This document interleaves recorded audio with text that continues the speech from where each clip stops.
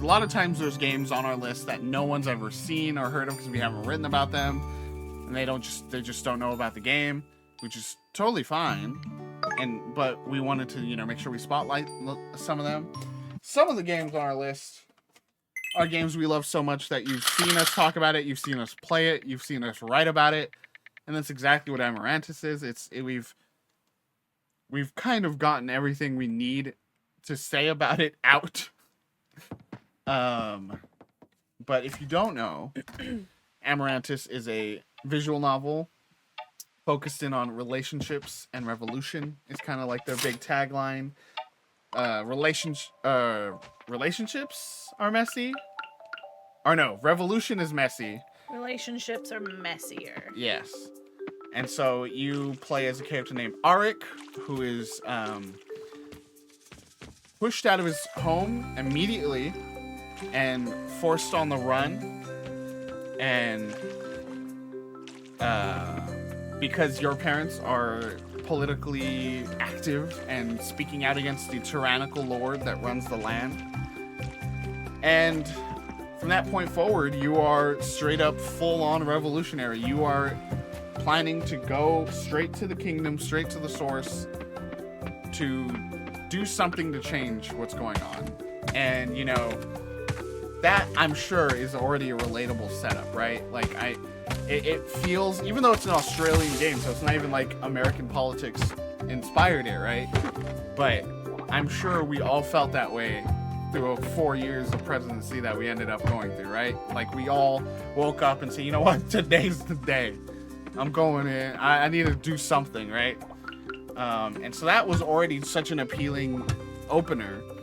But what the game really sold us on was the relationships angle. So, like, as you would hope for in a visual novel, it's a game that really reacts to the choices that you make, the dialogue that you dive into, the relationships that you focus on. It really reacts to that, and it feels so nuanced and realistic. And that's the thing that caught our eye when we first were looking into it. Their store page, like, described experiences of, like, you say something and someone in the back of a scene will, like, roll their eyes at you. You call someone out for something on day one of the story, and it's something that follows you throughout the rest of the game. You have an awkward hookup with someone one day, and it's something that paints your relationship through the end, especially if it's someone you don't decide to try to follow that, from that point forward. It's just a really fascinating and nuanced look at people and relationships. We always joke when we play visual novels, when we play any game really, that, like, where's the throuple ending? Where's the poly ending? And so many games don't have it. One, because I'm sure that's just, like, that's a whole other thing we have to write, like, more than anything. Because to do it right, like Amarantus does, you have to write that as like a whole separate relationship. And that's, what we experienced when we streamed it. Was you got the throuple ending, and it was like first try, some of the most touching and fascinating storytelling of a relationship that we'd seen in games, in any media really. And I'm so happy to know that, like, we aren't the only ones that have paid attention to this game. It's won several awards, since we first covered it. But we do have, like, a really nice relationship now, kind of, with the developers, where we kind of mutually uplift each other. They've told me this in DMs, that they loved so many of our words. It was, like, hard to pick which ones to put on their store page, which ones to put in their advertising. So much so that on their main website, they have, like, a roller of quotes, and they have 2 of ours in there alongside other people's quotes. Like, yeah, we, like, just discovered this too. Yeah, just recently. So, like, that doesn't really factor into the nomination at all. But it is a really cool thing to see, like, someone really appreciate what you're doing, and to have that feeling that you. And they said this, right? They tweeted this, and that, like, really touched me. It was like, they put out the game. We were, like, some of the first people to write about it, and the demo, and they were like, it was through that story, through their first bit of words about this game, that we realized like people got what we were going for. And like, I'm sure as an artist that already feels amazing. As a critic, like as someone who's like trying to write about games, to like know that I was able to capture what they were going for, like that feels incredibly validating. And I think if anything, to bring it back to the Game of the Year nomination, that's a testament to the quality of the writing, the quality of the strength of their vision, right? Like that, it wasn't hard for me either to get there, you know? Glory is on the offense today. Glory, my goodness.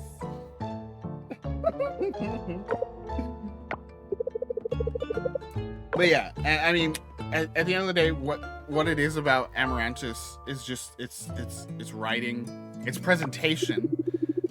That's it. I call it. I keep saying it's the next gen visual novel because it's a visual novel where characters stand in front of you blinking and breathing and wandering back and forth throughout the scene. They're not static. Like a lot of visual novels, like they pop up.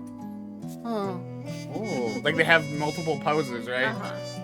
This is like they're walking around, they move forward into the frame, like to get close to you to whisper something, and then they back up.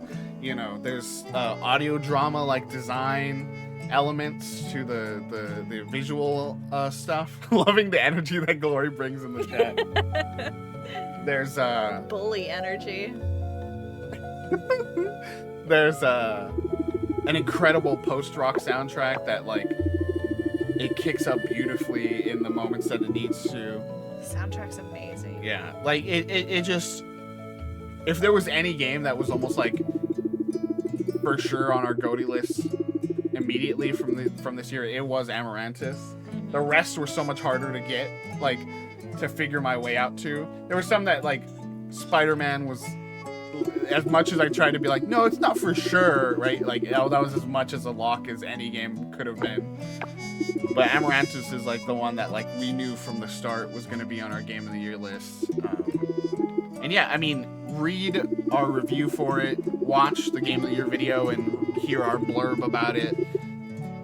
It's truly like for a lot of games that have choice-driven narratives, this is the one that really feels like you feel the repercussions of your choices throughout the whole game. It really does. It does a lot of things that a lot of games claim to try to do, and actually does them right, you know? Yes. So, that's what I have to say about it. You got anything you want to add to that?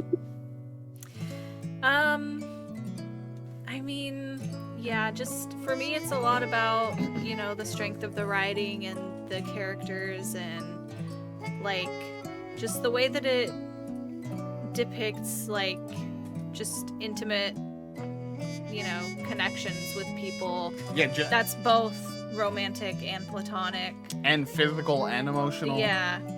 Like, they do physical intimacy really well, and then they do the emotional. Like, that's the thing.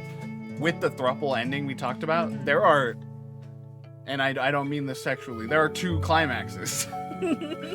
There's the physical climax of these characters physically, you know, consummating this relationship.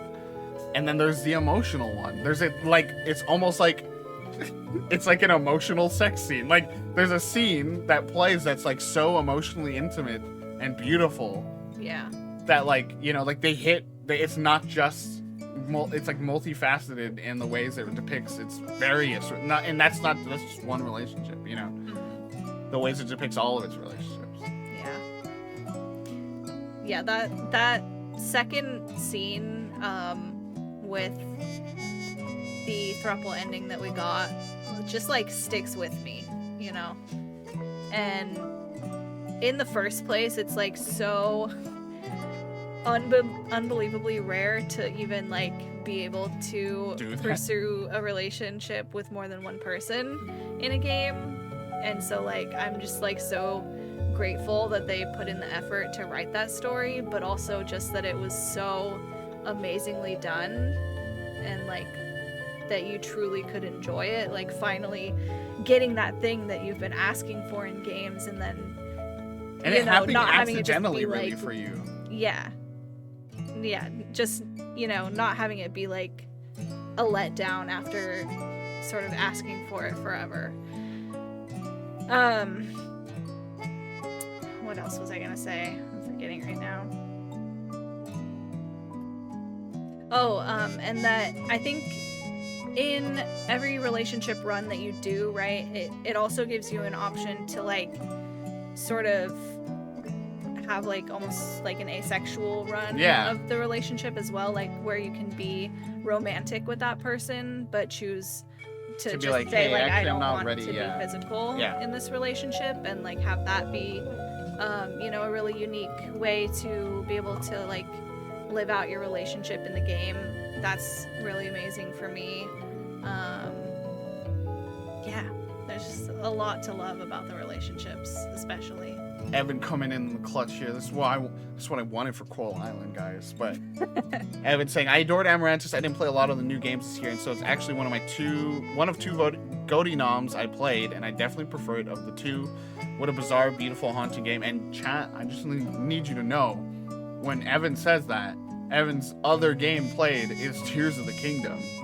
I'm pretty sure. So Amarantus better than Tears of the Kingdom, confirmed by Evan.